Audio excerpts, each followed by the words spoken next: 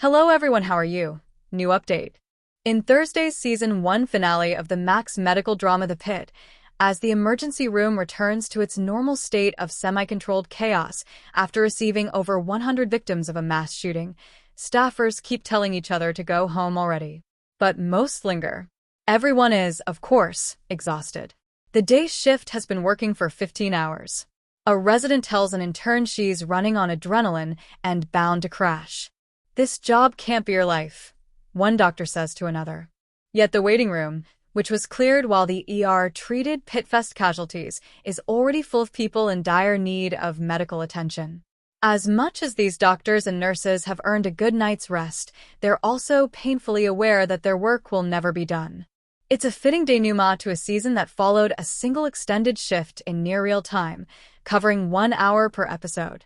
The climactic, all-hands effort to save lives as ambulances delivered stretcher after stretcher of critically wounded festival-goers dominated the previous 3 episodes.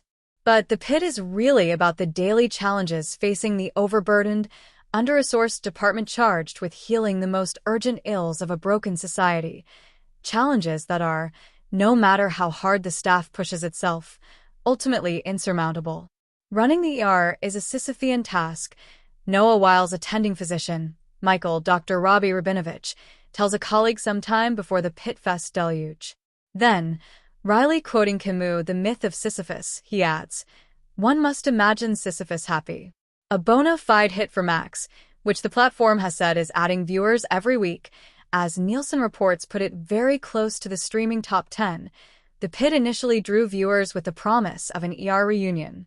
One of that iconic 90s drama's biggest stars, while wasn't just heading back to the hospital, he'd also re-teamed with ER producers John Wells and R. Scott Gemmell, the latter of whom conceived The Pitt.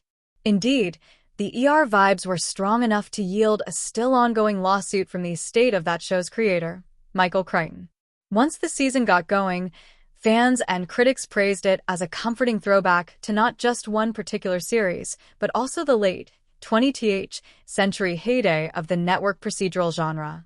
What a pleasure to see competent, caring professionals fix life-or-death problems within the span of a streaming show that was released weekly and usually ran a compact, 45-ish minute broadcast television hour.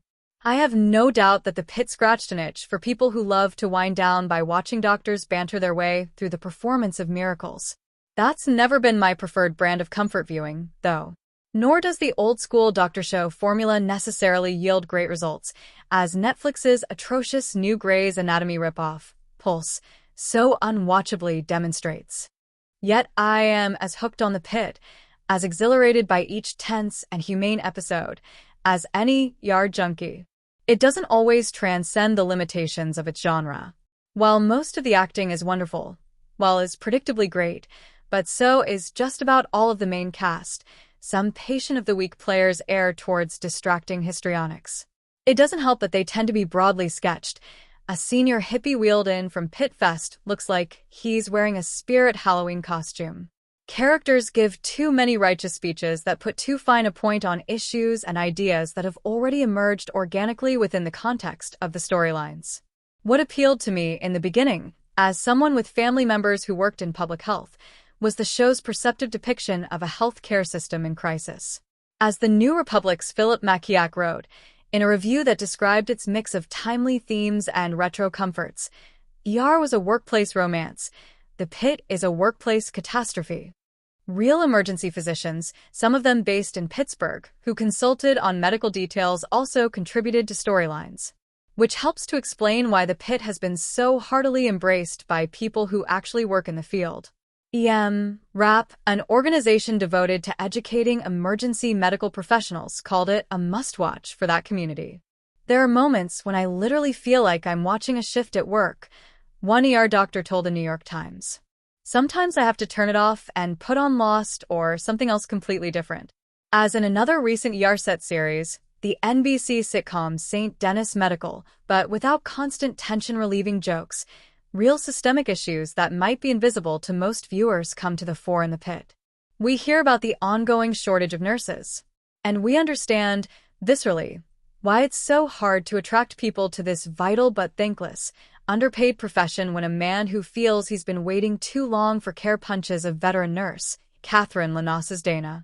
While Robbie struggles to direct difficult emergency surgeries, orient new interns, and repress his grief on the anniversary of his mentor's death during the darkest days of the pandemic, an administrator, Michael Hyatt's Gloria, keeps bustling in to pester him about the Pitt's low patient satisfaction scores. He counters by pointing out that the ER is picking up the slack for the whole hospital, boarding patients who have already waited up to 12 hours to be admitted as beds lie empty in wards that suits like Gloria deem too expensive to fully staff.